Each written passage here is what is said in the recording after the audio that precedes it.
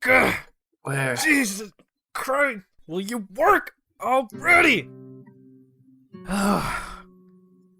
Joey, But I can't get the flux mandibular to the work. Flux Immersioner?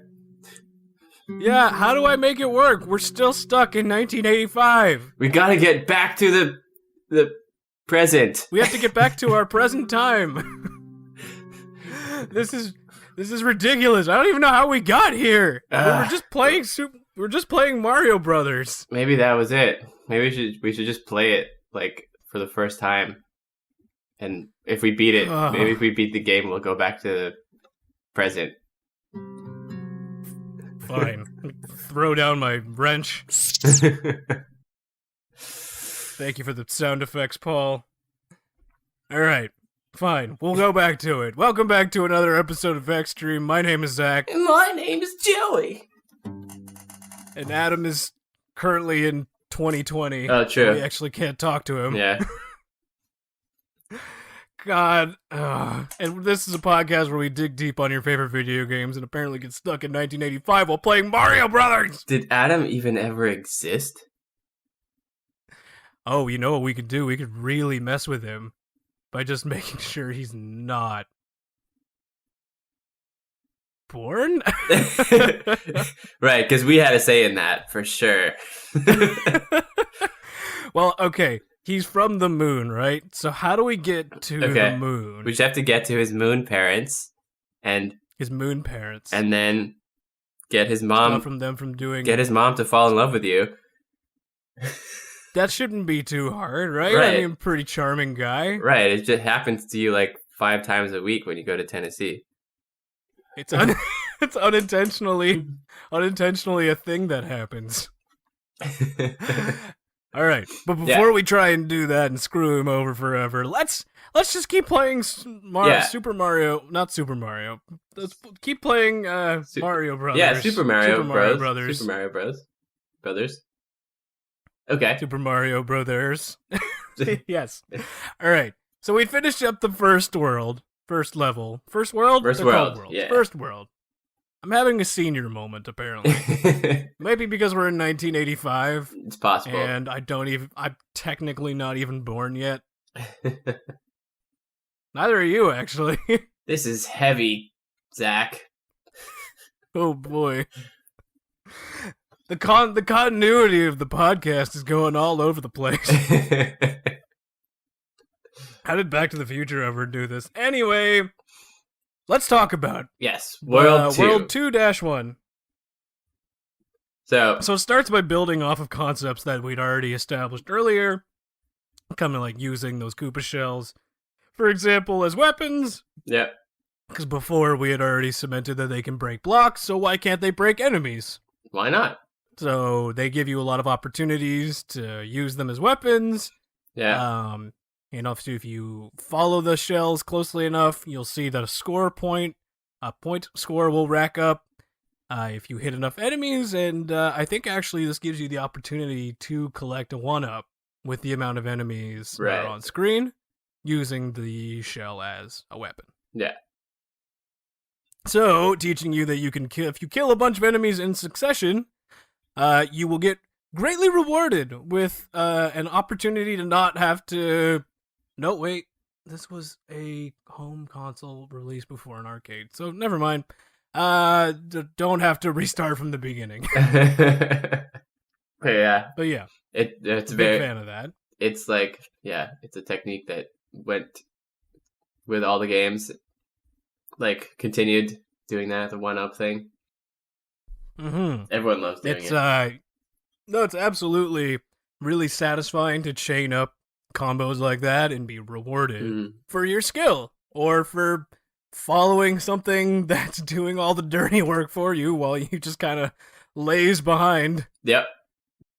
But it takes skill. Kind of like in real life.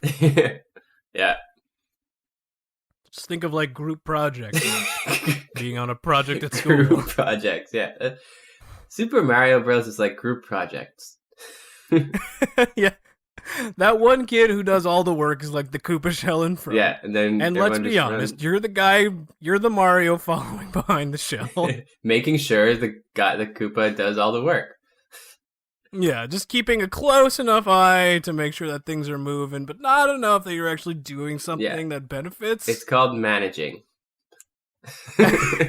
Welcome to the real world. You're a supervisor now.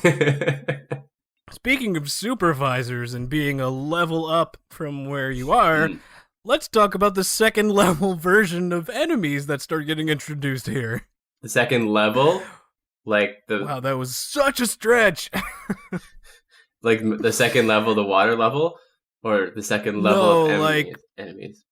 Like a tier list of enemies, you know, you have like the base level, and then the level 2, which I'm calling which I'm not calling, but what they are, the Koopa Troopas. Or the Paratroopas. Yeah. So it's introducing them for enemy variety, because you've already seen the Koopa Troopas, they move left and right, try not to fall off the stage.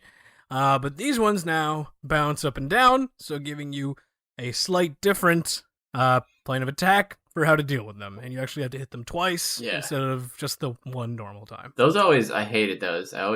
They always got me, you know? It's like, those bounces. It's hard to tell. Sometimes it's a bit of a random mess, especially when they're near pits, they're making turns, things like that. It's very hard to tell, but that's the whole point. They're starting to test you on new varieties of enemies that you've seen before, so that it doesn't get stale in the enemy design, and it keeps you engaged. Luckily, they really want you to get the Fire Flower in this level 1, World 2. Yes, they really want you to remember that you have more options than just jumping on enemies. It also introduces a new mechanic, the spring. So you can use the spring to jump a lot higher than you normally could with a well-timed jump. But if you cannot quite grasp the timing on the jump, there's actually a secret Plan B backup route that you can actually use to get over that first hurdle to kind of give yourself a break if you're having trouble. Oh, yeah? Yeah, there's a hidden block it makes above sense. One of the blocks. One of the 2 blocks that are next to the springs. You can use that to actually jump over the wall and kind of bypass this problem. But by bypassing it, you're kind of doing yourself a disservice. Why? Because eventually it's going to test you on usage of springs in environments that are more dangerous than where you are now. This is true. Do your homework. So, exactly. It's always good to do your homework before you get tested on that final exam. And you can't run behind that Koopa shell anymore unless you are a sneaky, sneaky boy or a sneaky girl. But, on the other hand, if you do the hidden block thing, you practice the jump and run, and to be able to jump far to get the bonus at the end, which might help later. Very true. So it's about trade-offs. Yeah. Let's call it like this. There's both pros and cons to this.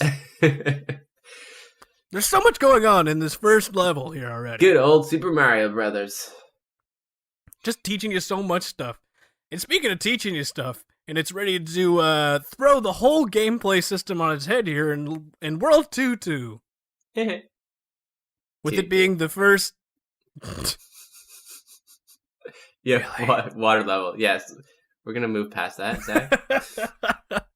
Yes, this is the first water level with the banging soundtrack. Oh yeah, so good. I mean, they're all banging, but this one's just this one sticks with you. They nailed the like floating in the water sound. Yeah, with like the bouncing melody. Mm-hmm. It's beautiful. Mm-hmm. So they completely turned the gameplay mechanics on their head now because you're underwater, so you don't run per se and you don't jump per se. You swim. Yeah. Per se. and it works. Per se. Mm-hmm. Per se. You know, Adam would give us so much crap for saying per se all the time. I know. It's like, yeah, actually, that's not where you're supposed to use that term. Oh, putting up a per se counter. You know, it's actually Latin, where it comes from. This is what happens when you're in Mexico. Actually, are you in Mexico? I don't even remember. Either way, what I do remember is that since you're in this new area and all you know right now is the traditional run and jump mechanics, you're going to teach yourself how to swim by accident. Yeah, you have to swim or sink or swim. There you go. Exactly. You swim or sink. Turning it on its head, just like this level. So you realize that pressing the jump button just kind of makes you swim up a little bit. So you think, oh, well, what if I just kind of hit it again? And you just keep doing it, and you realize, oh, wait a minute, I can just swim all the way. I can have all the degrees of freedom here now. Yeah, it's like I'm flying. It's like I'm flying. You're not flying, you're swimming with style. But it does introduce a whole different category of enemies with the bloopers and the cheap cheeps. Bloopers. And the actual bloopers back in the place that they belong. Yeah. Not out in the sky. But the first blooper that you actually encounter, if you are on the ground of the ocean, you actually can't get hit with the blooper because it doesn't go low enough to hit you. But you can't go quickly when you're just walking in the water. No, but it does give you the opportunity to observe and see how it moves so that you can dodge it. Right. Fair point. As long as you're not panicking, you can actually get a pretty good sense of how they move so that you can figure out how to dodge. Yeah. And the difficulty in this stage more focuses on the amount of enemies on screen. Right. Just dodging enemies, basically. Exactly. So the real challenge is the volume of enemies on screen at once, combined with the... I'm not even going to say the cheap cheeps are a problem. They move left to right. They're not hard to figure out where they're going to go.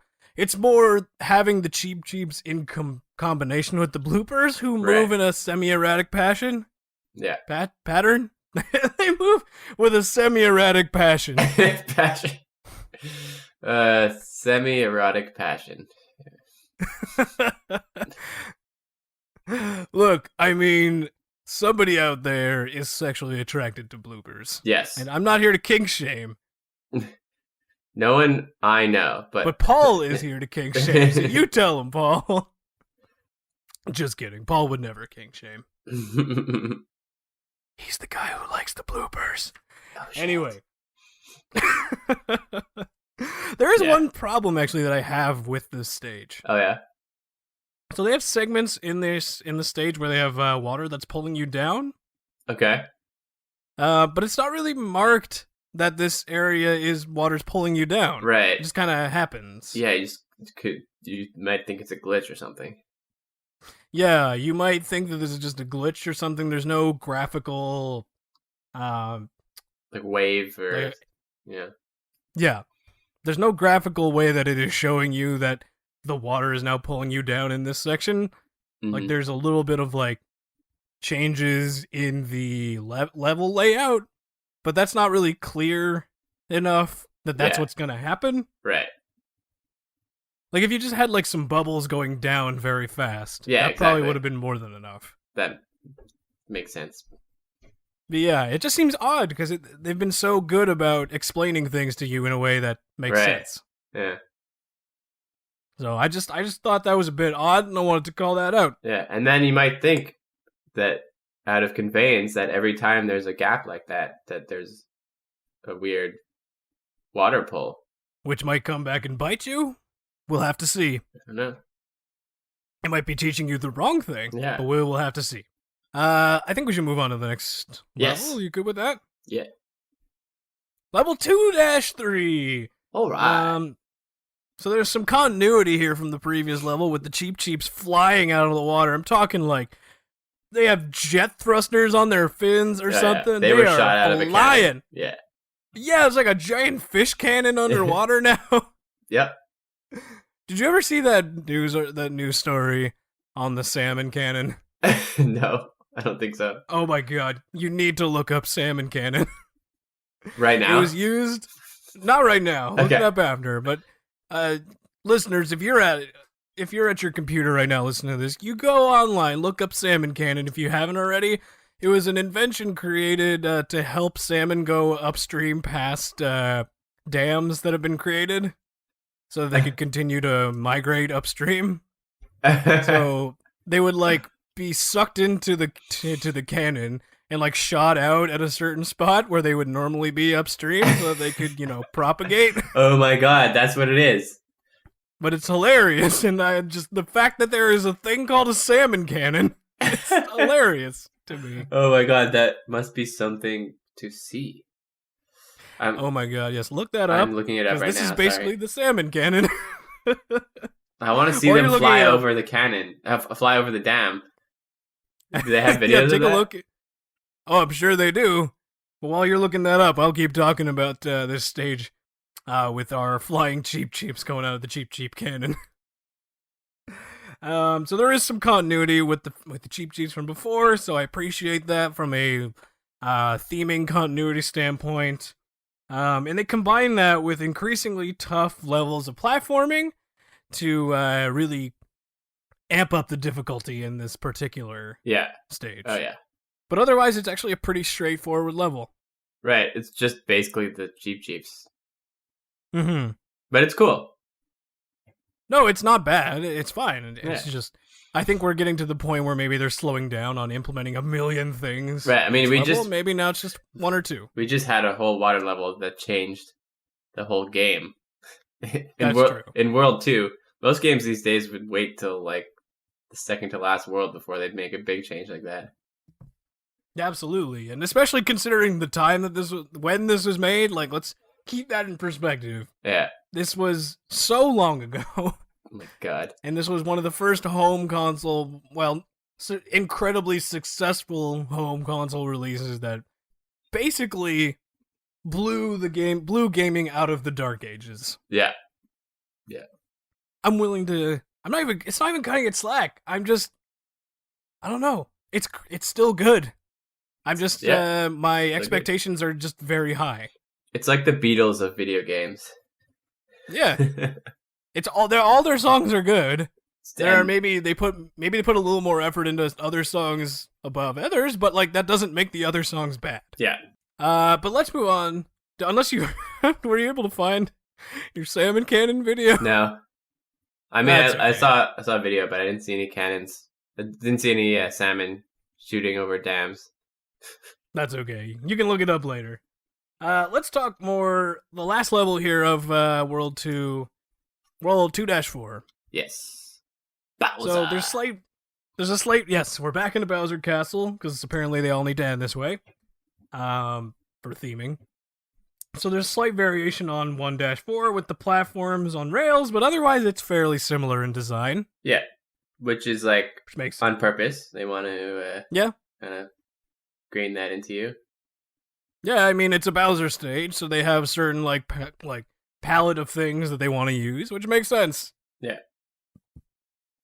Then at the end you have the Bowser fight, which now has a bit of a barricade. So you can't actually jump over Bowser as easier as you could before. Right. But still the same general concept. You have the axe, you have the floating platform above him, and you have Bowser. Yep. Then you take him out and realize this is not the end of the game, so we move on to World 3. And it's like, how many worlds are there?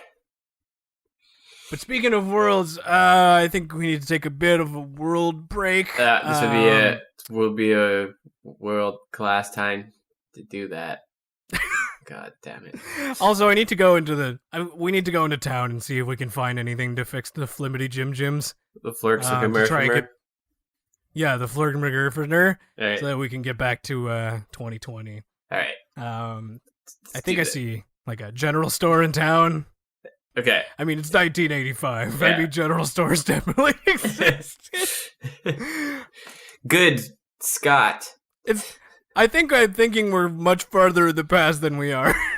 I think they had general. I think that was a thing. It's 1985. It's not like 1885. All right, we'll be right back. Ladies and gentlemen, and we're back to Behind the Fluff, where we interview former fluffers from the underground Toronto fluffing scene. Today we're with Witter. We've censored his name and modulated his voice so we can't be identified by his leather daddy, Big Leather Daddy Joe. Give it up. So, Zach, tell us, when did all this begin? Well, it was around the time I guess I started getting hair on my biceps. I was just back then fluffing pillows for fun, you know. And it grew to the point where I was just so interested in the subject where I would wait out back at the Canadian Tire as a fluff for hire. And you know, from all that, I met Leather Daddy Joe. Oh God, Leather Daddy Joe! No! Welcome back. So, I couldn't find anything that would help us, but I did find some jujubes and some snow caps. oh, nice. Do you want some? Nah. Okay, more for me then. I'm living in the All right. 80s. Speaking of living in the 80s, let's get back to talking about Mario. We're on World 3, Level 1, All right. in a pitch black sky background, which sets a bit of an ominous tone. Yeah, basically similar to World 1, I guess, but in the night. Yeah, I don't know why World 3 is at night, but now maybe it's to set the stage that we've been running all day or something. Yeah, I guess the time gives it a little time chronology thing. Absolutely. Yeah, time chronology. That's Thing. that's a Time thing. I chronology. like that. There are pipes actually in this state. I know there have been pipes in the previous ones where you could use this, but I want to talk about it now because we didn't talk about it before. There are secret pipes they can use to safely traverse the stage much quicker and get like a little bonus while you're down there.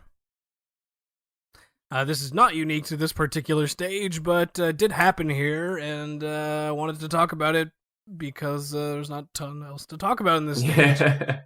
Aside from the huge thing that is the enemy that is the bane of mine and probably every Mario player's existence, the Hammer Bro. Yes. Definitely the hardest enemy to dodge in the game, considering their erratic attack patterns and their movement, Yeah. their vertical and horizontal movement. And you can't touch them anywhere but Nope. their heads. You got to be very. And their attack pattern is throwing like in an upward arc, so you have to be very careful about that. Yeah. It's almost like they were built to be your hardest Oh, challenge. for sure. So most of the time, the safe bet is to just run right past them because whatever. Yeah. Or hit a block underneath them. That's probably the easiest way to go. That's true. That's probably the safest way. So that's a good way to teach you that you can actually take out enemies from below. Yeah. Luckily, So a nice little bit of conveyance there. though, there's a star Luckily. here also. That is I true. don't want it to be too hard for but you. I don't want to talk about a star. In Okay, this one. okay, all right. Because then you're gonna steamroll over the only thing I have to talk about for the second world. Okay. So Move on. let's actually just jump right into it All right. and talk about 3-2. 3-2. So yes, stars. So nothing else to talk about in this stage aside from the fact that there's a star and it basically acts as like a play place for you with your star. Yeah. You could just test it out. Run. There have been stars before, obviously, but again, this stage is more of a straightforward platforming design that we have It's seen. true. There's it's just a straight line basically. You should run. Mm-hmm. The most fun part about it is getting the star and kind of just Yeah. being able to barrel through all the enemies. So that's World 2. Let's talk about Level 2. We'll talk about Level 3. All right. Let's do it. Man, we are flying through Yeah. it. This is definitely a remix of Yeah. 1-3. Right.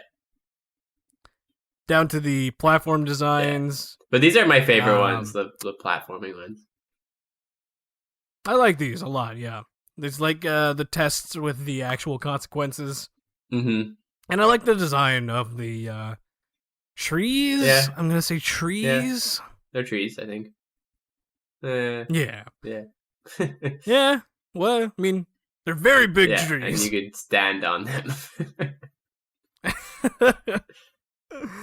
Look, I mean, if we're gonna start bringing logic into this, you're an overweight Italian plumber jumping on turtles and mushrooms and shooting fireballs.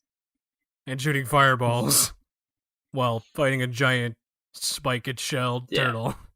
So maybe it's best to leave logic at home. I agree. But what's not best to leave at home is the new platforming type that's introduced to here, the pulley platforms. So this teaches you about standing on one side of a platform to raise another, so that you can use that to progress to higher ground, things of that nature. Yeah. So it's not quite conveyance, considering you could still fall and die, so I'd say it's pain veyance. Okay, that's fair. Yeah, because if you Yeah. don't do it, then you fall and die. Yeah, there are platforms underneath, but they're not contiguous platforms. There are still holes that you could fall through. Right. So it's like straddling the line between pain veyance and conveyance. Mhm. So I do like it, though. It adds some variety in the Yeah, platforming. it's like easy pain veins, which is basically conveyance. We've been working so hard to come up with a definition of both. Let's not blur the line. There's no gray area. No, in this. never. There's too much gray area in real life as is. Let's keep it black and Yeah. white. We need to simplify things here. But speaking of things that are not just black and white, we have red Koopa Troopas and flying red Paratroopas. Wow. So, I don't care about the red Koopa Troopas, if I'm being honest. What I care about is the flying Koopa Yeah. Troopas. Because the red ones act the same as the green Right. ones. But these flying ones are completely different because they're not just bouncing on the ground, they're actually flying. Yeah. They're pulling a Peter Pan. They can fly! Or pulling a donkey from Shrek. Yeah. I think that's where they got it from. Probably, yeah. Kiss came out in 1985. Shrek came out in the early 1800s. So, you know, Exactly. it's about the same. But that's all I really had for this stage. You want to talk about the last one do it. here? Bowser again. 3-4. Back at Bowser. Talking about Podobos. Podobos? Podobos? Okay, yeah. Fireballs. Yeah. Fireballs. Padooboo. They jump out of... Yeah, Padooboos. they're called Padoobadoos? Padoobadoos, right? Do-do-do-do-do. Padoobadoo. I guess those are the only new thing in this one. Yes, but they use them to good effect. They combine the Padoobadoos with Bowser's. gap jumping and Bowser Fire and some fire rods. So it's a good combination of all of the things that have been in past Bowser levels. Yeah. But yeah, you're right. That's about all that we can talk about for this particular stage. So I think we'll just kind of end it there. Yeah. Oh shit, the Does that sound princess fair? is in another castle? God damn it. We have to keep going. We're still stuck in 1985 until this game's complete, or God until we can figure out how to fix the Flibberty Gym. Alright. So, thank you guys again for listening. We really appreciate it. If you want to reach out to us, I think Adam's monitoring our inbox because he's in 2020 still. So if you want to send us an email, it's theextreme@gmail.com. That's ITSTHEXSTREAM@gmail.com. That's ITSTHEXSTREAM@gmail.com. Alright. That You can never get email. is some practiced speech there. It's not like I've said this 100 times or so. 160 times almost. 160 times. Oh, man. Quite a journey we've been on. Oh yeah. But in the meanwhile, since we're still stuck here, thanks you guys again for listening. I don't know if this will get out in time, but considering we're still stuck in 1985, but we'll do our best to send it off to Adam in the future. If it doesn't make it out, it's his fault. So, blame him. But in the meanwhile, I'm gonna get back to hitting this thing with a wrench. It's the only thing I know how to do. Great! Be fixed already! Ugh. Did you do it? No.